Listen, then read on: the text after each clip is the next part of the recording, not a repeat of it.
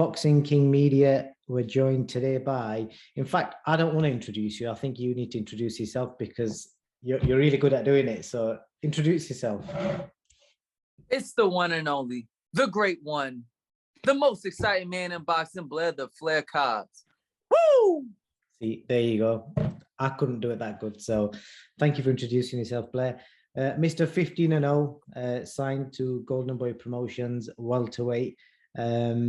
Blair, how you doing, mate? How you doing? I'm living good, feeling good. Everything's all good. Yeah, that's good. Well, the last time I saw you, you were in Vegas. Now you're out in LA. Explain to me, how have you ended up in Los Angeles? LA is a different type of environment. I'm training with one of the most prestigious trainers in Freddie Roach. This high-end, high-level quality sparring every single day. I look to my left, I look to my right, nothing but top elite fighters and Olympians in sight. And Blair the Flair is leading the way. Wicked. What made you leave Vegas? Obviously, you were training at Bones Adams gym last time I met you. Obviously, you've gone across to LA now. Was there any specific reason for that, or was that just to develop yourself as a fighter? Well, I'm still connected with Bones. Me and Bones are very, very good friends, very good partners. We work together still at times. And right now it's all about conquering the world. I want to be a world conqueror.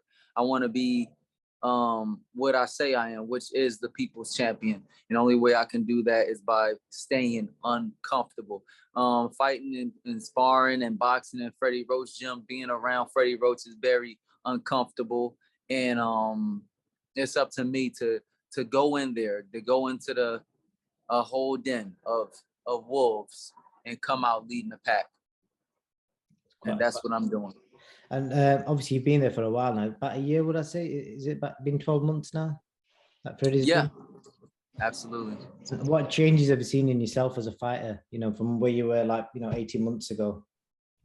Well, I changed a lot. I've been in there with some of the best in the world. I've developed a whole lot of technical skills and abilities and honed in my craft on such a level that honestly, I feel like I'm ready right now. I'm ready to fight the best right now. And it doesn't matter who you put near, Blair the Flair is going to take care of it. And obviously there's day-to-day life in LA, how do you compare it to Vegas where, where your family is and everything, what's it like living in LA compared to Vegas? Well, it has its ups and downs. I mean, honestly, I can't really complain. I live in an amazing place, probably one of the most expensive estates in America. I live in Malibu on the beach, and I see the waves every single day. And I like the waves that crash. It comes in, it comes out. Sometimes it's high tides, and sometimes it's low tides. Lucky man. Would you agree? Obviously, you've had 15 fights now. Your last fight was like your first. Would you say it was your first proper test in Brad Solomon, and you dealt with it quite easily? And you put on a boxing clinic and you stopped him. Would you say you're now ready for like that top 10 fight, that fight that's going to break into the top 10? Absolutely. That fight was just. It was a run where as though I could practice and home in on certain skills. I wasn't even able to like really show much of anything. I mean, you'd be hard pressed to even see too many skills that I actually have, which is great because it leaves much more for me to show and much more for me to reveal and give the world exciting fights and just blow up. So right now it's all about moving towards a world title, moving towards a big attraction. I need a big fight, a big name, ASAP, the next fight right now. Talking of big names, I know you've said in recent interviews you're working on something, and I know you're not going to be allowed to reveal who and when and where that is, but could we know if it's like an in-house promotion, or could you be branching off fighting somebody from another network? Or I don't know. Right now it's in the air. And it's all about who's willing to take the money. I mean, we working out. We got great investors. We got great people. We got great managers. We got great in management. I got a great team of promotions and Golden Boy Promotions. And it's all about finding the right person that is stupid enough to sign that contract. Right. A couple of realistic names. Thinking on in the US right now, I'm thinking like Robert Guerrero, maybe, who was just beat Ortiz. Is that a name that's maybe passed through? Hey man, I haven't thought about him, but hell, I'll run the contract over there to him too. Like anybody can get it right now. He comes to fight looking for a mega exciting fight. Honestly, my next fight, I want it to be a pay-per-view attraction. So we need a big name. Who can we get in there? I've always thrown out the whole idea of an Adrien Broner fight. Why? Because he is an exciting fighter inside and outside the ring. It's all, and yeah, he might have had like a couple like losses, but he never ceased to amaze when it comes to the promotion of a fight, and also inside the ring. He never been knocked out. He never been stopped. Let's see if Blair can stop that man once and finally, and put on a big show. We're looking for something like that, possibly in the making. But we're looking all over for many other names that can put on exciting fights. We don't have a lot of fighters out here that actually want to fight. They want to get paid, but they also don't want to get their ass whooped. So we're trying to make sure that, like, hey, we can get you paid, but we also going to give you an ass whooping and put on a good show. Well, it seems like quite a good deal, to be fair. I'll take an ass whooping for a good payday. Obviously, you mentioned Broner, but obviously looking at his recent social media, etc., it looks like he's not really back in the gym, and he's probably a long way away from stepping back into the ring. I'm guessing you're looking to get back out in 2021. You look like you're in shape and you're ready to fight. So, speaking realistically, I'm guessing Broner is out the question for 2021. I don't know. I don't know what's going to happen. With the right amount of money and the right amount of exposure and being enough of a pain in the ass, things might happen. But we have to see. We have to see. I'm trying to pull some strings, and if he wants to still be relevant in boxing, then it's up to him to go ahead and accept those phone calls. And pretty much anybody else. We still have Mikey Garcia that's doing pretty good. He's still up there in the ranking. Even though he lost, I don't care. I'll still spank him. We have Earl Spence that's still holding on to titles, even though it's been way too long for him to be holding on to titles and not fighting. We have some pretty good up-and-comers like Virgil Ortiz. How did you get there? I wonder. And like a whole bunch of guys like that. I even called out a guy not too long ago, a couple hours ago, actually, rather.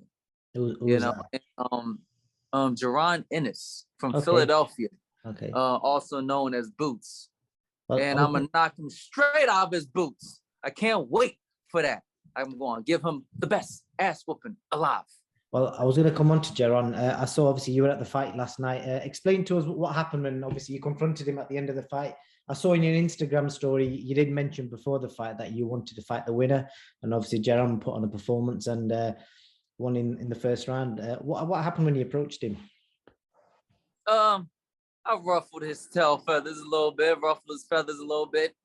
got him a little flustered. And it's just one of those things.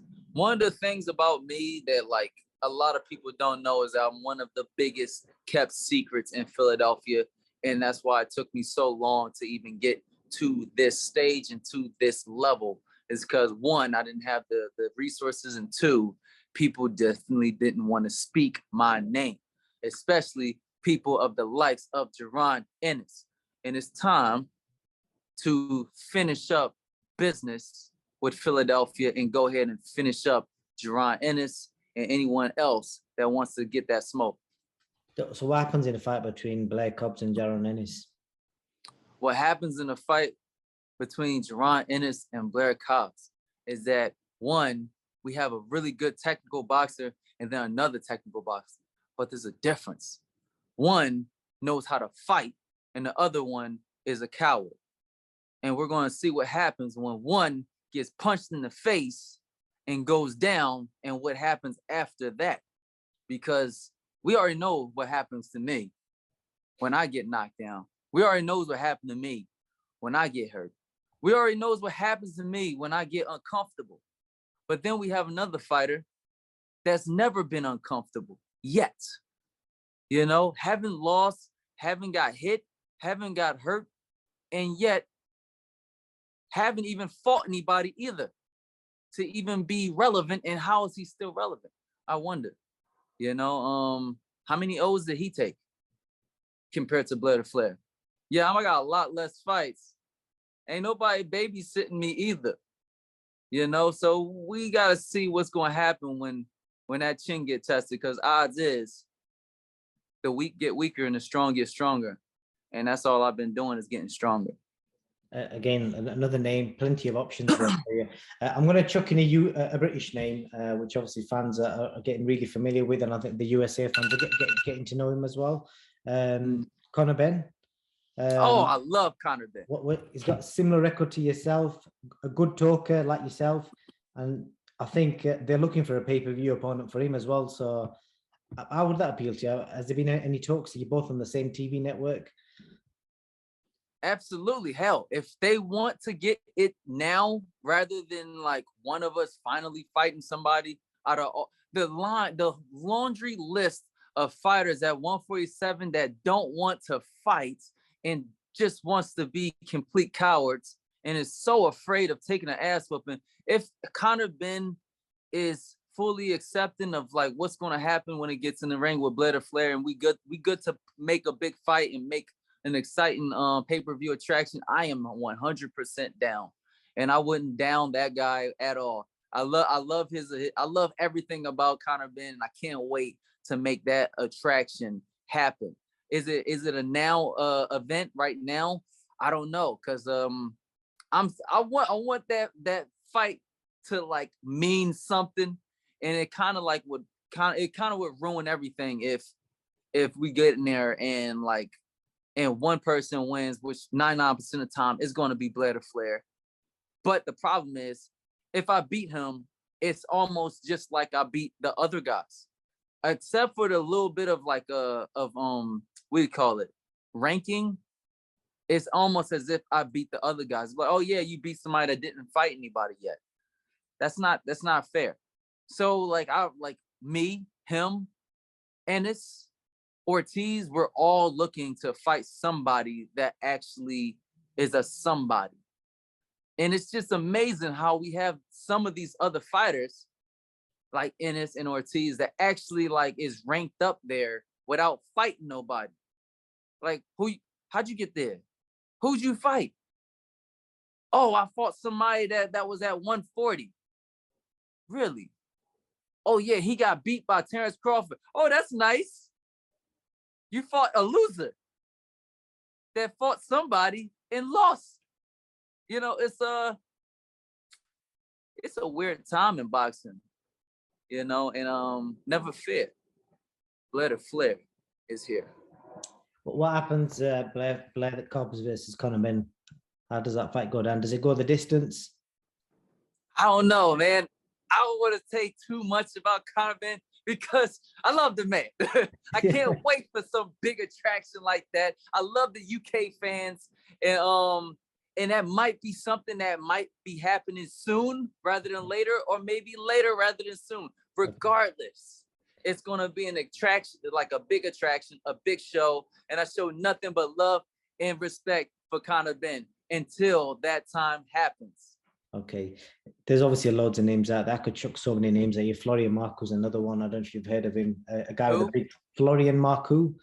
He's an Albanian guy. He's 9-0 from the UK. Pretty big following. I don't know. That sounds like an ass whooping. That sounds like he'd be getting a quick ass whooping. And then who else? British wise, there's Josh Kelly. You know, he's looking to make a comeback soon as well. But I think he might be moving up to super welterweight, to be fair. You know, moving away from like potential fights, Blair, obviously I've met you away from your TV persona, and I know you're a real dude. So I want to ask you, do you like playing the villain on camera? The villain? Yeah, because obviously I think that's how the fans portray you, like the guy who's, you know, the outspoken, brash, big talking. I know away from the cameras you're a real dude. So I'm a good person sometimes. Yeah. You know, but I don't know. I love it either way. You can boo or you can woo me. Regardless, I'm whooping ass. I'm going to say it like I do it. Like ass whooping time, and then it's going to be an ass whooping time. I'm going to fuck some shit up and then walk out of there with my hands raised and like laughing all the way to the bank. Right. And that's how it is. Obviously, you've hit 30s, you're in your prime. Life experience wise, obviously you've been brought up in Guadalajara, you've been in Philly, you've been homeless, you've been in Vegas, you're now back in LA. How do you deal with all this? You're not overwhelmed with all your life experience that you've got. You've done a lot for somebody who's just hit 30. Yeah, and I feel like I'm barely 20, honestly. My body is incredibly young. Everything is just like perfect. It takes a certain type of person to deal with all of that. It's called insanity. I'm so crazy, I make my therapist crazy. Okay? I'm crazy. And that's just what it is. And it's okay because it works for one thing, boxing. Making money in boxing is what I do. And since the craziness happens to just work, thank goodness, then this is just what it is. So, and everybody gets to enjoy the craziness. That's good. Fans need to be entertained, and boxing needs characters. And I'm glad, obviously, you're involved in boxing, because without people like you, boxing would be boring. And I'm pretty sure most people would agree. Definitely. People are tired of Terrence Crawford right now. We're done. How do you see that fight going between him and Sean Porter? Obviously, you've sparred with Sean recently. I don't know. Honestly, I feel like they both easy work for Blair to Flair. Honestly, Terrence Crawford is a better technical fighter, but is he bored? It just seems like he haven't had a real fight in so long. Is he bored? Could that hurt him in a fight against somebody like Sean Porter, putting all that pressure on him, making him real uncomfortable? He's been comfortable for a long time. That's one of the biggest problems when it comes to boxing and when it comes to like some of these fighters. If they get too comfortable, next thing you know, when they're uncomfortable, they can't handle it. That was one of the biggest flaws about how people try to get me knocked off.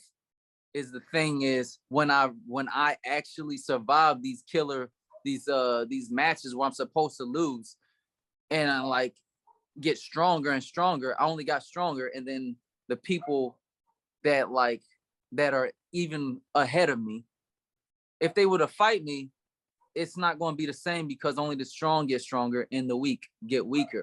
Because if you're going to keep being baby fed easy fights, you're not going to know how to handle it when you get punched in the mouth. And that's how it is. So I don't know how Terrence Crawford is going to be able to handle something like a Sean Porter just yet. But from my understanding, from what I see so far, is that Terrence Crawford is a much, much better boxer. And if he has any kind of thought pattern, just like I do, he has many of the same skills that I have, he will get he'll get him out. He'll get Showtime Porter out of there. That's what I think. I think the fight could get stopped in like the 9th round. Massive statement that no one's done that, so it's a big call. Finishing off on yourself, Blair. I know you're saying you got some news in the pipeline. When can fans expect to hear this news? And when can we see the great one back in the ring? Oh man, hopefully we can see it very soon. I'm trying to do something, anything. We're trying to get something going as soon as possible. And there's no shortage of opponents and money. So let's see if we can make something happen as soon as possible. Sound. Blair, I'm going to let you sign yourself out, because again, you're going to do a better job than me. So do you want to sign yourself out for the fans, all around the world watching Blair Cobbs? In fact, before you do, let us know where we can follow you on social media as well. Absolutely. You know what it is. It's the great one. It's the one and only, the most exciting man in boxing, Blair the Flair Cobbs. You can check me out on Instagram, Twitter, Facebook at Blair the Flair, YouTube at Blair the Flair. And for more exciting content, official BlairTheFlair.com. Woo!